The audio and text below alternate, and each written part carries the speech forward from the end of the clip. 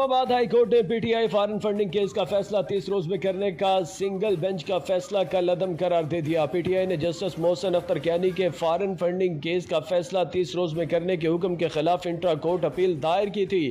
P T I کا ممنوعہ foreign funding case میں election commission کے کنڈکٹ مبینہ جانبداری کے خلاف درخواست پر سماعت چیف جسٹس اسلام آباد ہائی کورٹ جسٹس اطہر من اللہ کی سربراہی میں 2 رکنی بینچ نے کی۔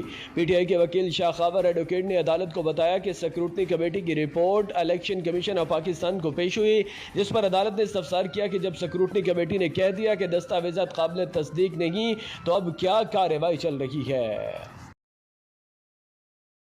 سے لاپتہ ہونے والی 14 سالہ لڑکی دعا زہرا لاہور سے مل گئی ہے۔ ذرائع کے مطابق دعا زہرا کا لاہور سے ایک ویڈیو بیان آیا ہے جس میں اس نے بتایا کہ وہ اپنی مرضی سے کراچی سے لاہور آئی تھی۔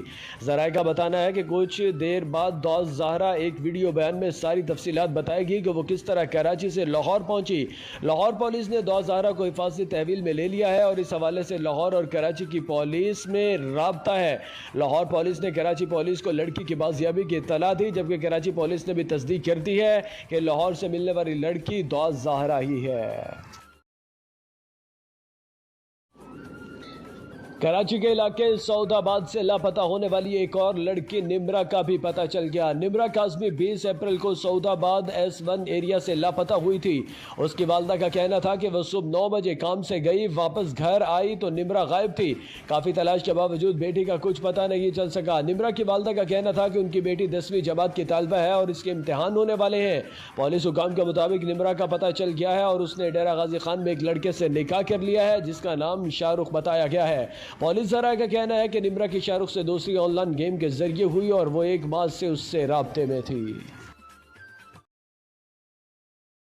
اسپیکر پنجاب اسمبلی پرویز الہی نے ڈپٹی اسپیکر کے سٹاف کو معطل کر دیا۔ ذرائع کے مطابق اسپیکر پنجاب اسمبلی پرویز الہی نے 2 اسسٹنٹ پروٹوکول افیسرز اور 1 سٹاف افیسر کو معطل کیا ہے۔ ذرائع کا کہنا ہے کہ معطل ہونے والوں میں محمد شاہد، عظیم بٹ اور محمد امان خالد بائیں شامل ہیں، جبکہ اسپیکر نے تینوں افسران کے خلاف انکوائری کا حکم بھی دیا ہے۔ ذرائع کے مطابق وزیر اعلیٰ پنجاب کے انتخاب کے حوالے سے اسپیکر کو معطل افسران کے بارے میں تحفظات تھے۔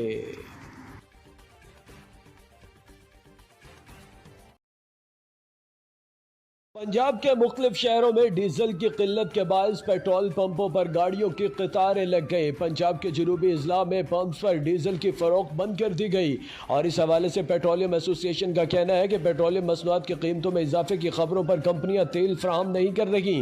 دوسری جانب کسان اتحاد کے رہنماؤں نے شکوہ کیا کہ ڈیزل نہ ملنے کی وجہ سے گندم کی فصل متاثر ہو رہی ہے۔ علاوہ ازیں بعض مقامات پر ڈیزل کی مصنوعی قلت اور مہنگے داموں فروخت کرنے پر انتظامیہ نے پیٹرول پمپس پر جرمانے بھی کیے۔